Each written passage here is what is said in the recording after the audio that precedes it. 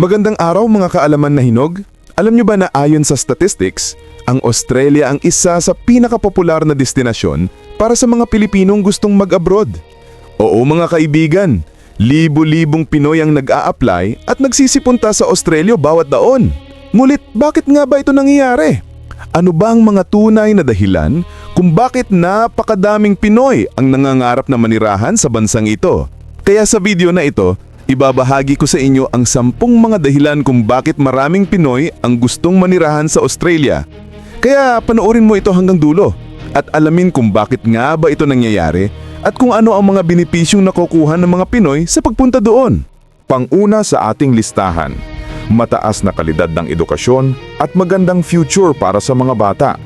Ang Australia ay kilala sa mundo bilang isa sa mga may pinakamahusay na sistema ng edukasyon. Ang mga paaralan at universidad dito ay kinikilala sa buong mundo.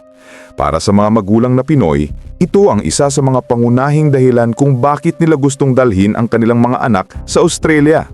Ang mga bata ay may access sa dekalidad na edukasyon mula elementarya hanggang kolehiyo. Bukod dito, ang mga mag-aaral ay may pagkakataon na mag-part-time work habang nag-aaral, kaya nakakapag-ipon na sila ng experience habang nag-aaral. Pagkatapos ng kanilang pag-aaral, malaki ang tsansa na makahanap sila ng magandang trabaho hindi lamang sa Australia, kundi sa buong mundo. Pangalawa sa ating listahan, malakas na ekonomiya at maraming oportunidad sa trabaho. Ang Australia ay may isang matatag at malakas na ekonomiya na nag-aalok ng maraming oportunidad sa trabaho. Ang unemployment rate dito ay mababa at maraming industriya ang nangangailangan ng skilled workers. Partikular na popular sa mga Pinoy ang mga trabaho sa healthcare tulad ng nursing at caregiving, engineering, information technology at construction. Ang mga employer sa Australia ay kilala sa pagbibigay ng patas na sahod at magagandang benepisyo. Bukod dito, ang gobyerno ng Australia ay may mga programang agaanyaya sa mga skilled migrants upang punan ang mga kakulangan sa trabaho sa kanilang bansa. Pangatlo sa ating listahan, mataas na sahod at magandang working conditions.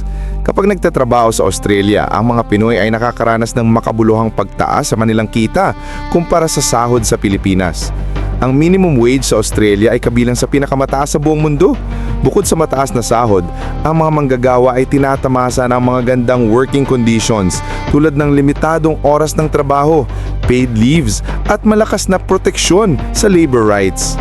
Ang work-life balance ay mahalaga sa kultura ng trabaho sa Australia, kaya ang mga empleyado ay may sapat na oras para sa kanilang pamilya at personal na buhay. Pang-apat sa ating listahan, Universal Healthcare System o Medicare.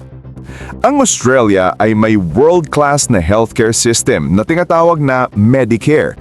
Ang sistemang ito ay nagbibigay ng akses sa mga mamamayan at permanent residents sa murang o libreng serbisyong medikal.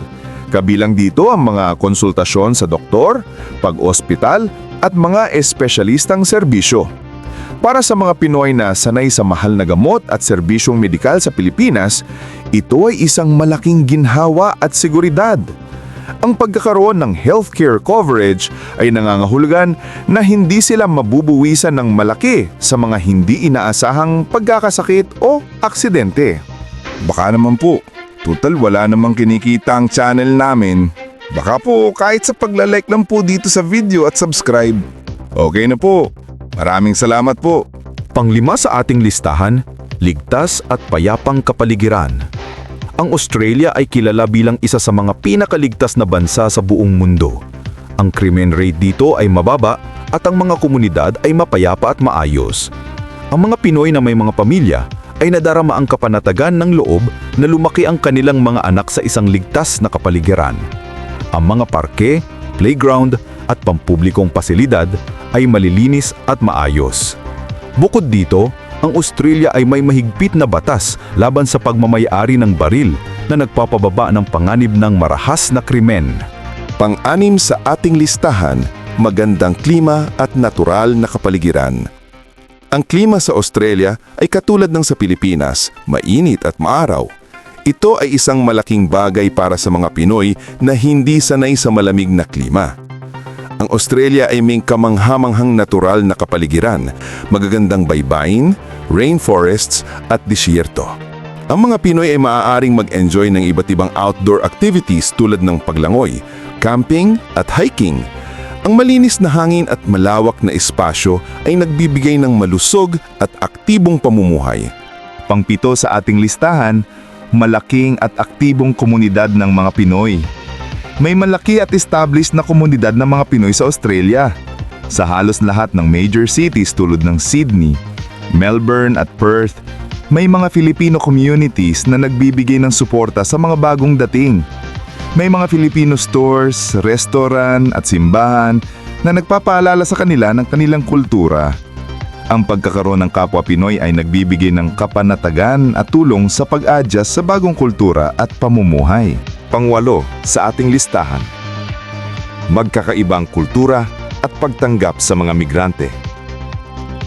Ang Australia ay isang multicultural na bansa na bukas at tumatanggap sa mga migrante mula sa buong mundo. Ang mga Pinoy ay madaling tinatanggap at iginagalang sa lipunang Australiano.